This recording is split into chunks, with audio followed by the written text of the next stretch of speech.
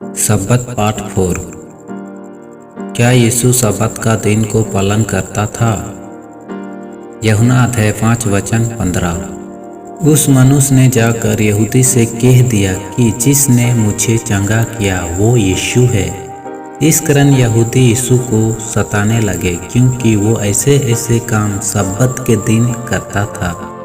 इस पर यीशु ने उनसे कहा कि मेरा पिता अब तक काम करता है और मैं भी काम करता हूँ। इस कारण यहूदी और भी अधिक उसको मार डालने का प्रयत्न करने लगे कि वो न केवल सब्बत के दिन के विधि को तोड़ता परंतु परमेश्वर को अपना पिता कहकर अपने आप को परमेश्वर के तुल्य ठहराता था। यूहन्ना 9:16। इस पर कई फरीसी कहने लगे, ये मनुष्य परमेश्वर के ओर से नहीं, क्योंकि वो सब्बत का दिन नहीं मानता। औरों ने कहा, पापी मनुष्य क्यों ऐसे चिन्ह दिखा सकता है? सो उनमें फूट पड़े।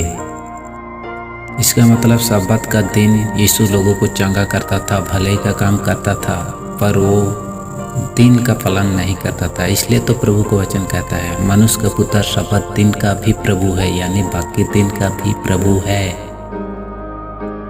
दूसरा पॉइंट, पत्रियों के द्वारा तुम्हें डराने वाला ना हो।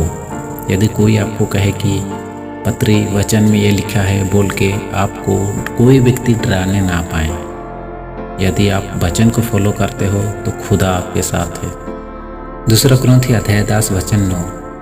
ये मैं इसलिए कहता हूँ कि पत्रियों के द्वारा तुम्हें डराने वाला ना ठहरे, क्योंकि कहते हैं कि उसके पत्रियों तो गंभीर और प्रभावशाली है, परंतु जब देखते हैं कि तो वे देह का निर्बल और व्यक्ति में हल्का जान पड़ता है। सो जो ऐसा कहता है वो ये समझ रखे कि जैसे पीठ पीछे पत्रियों में हमारे वचन है, वैसे ही तुम्हारे सामने हमारे काम भी होंगे, कि किसी आत्मा या वचन या पत्री के द्वारा जो कि मानो हमारे ओर से हो, ये समझकर कि प्रभु का दिन आ पहुँचा है।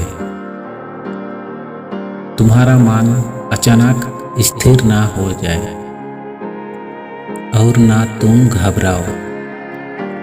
किसी रीति से किसी के धोखे में ना आना, क्योंकि वो दिन ना आएगा जब तक धर्म का त्याग ना हो ले और वो पाप का पुरुष अर्थात विनाश का पुत्र प्रगट ना हो।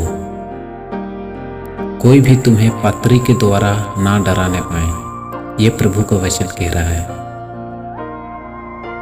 किसी रीति से किसी की धोखे पर ना आना, दृढ़ता के साथ उस वचन में बने रहे ताकि कोई आपको गुमराह ना करने पाए। आमीन।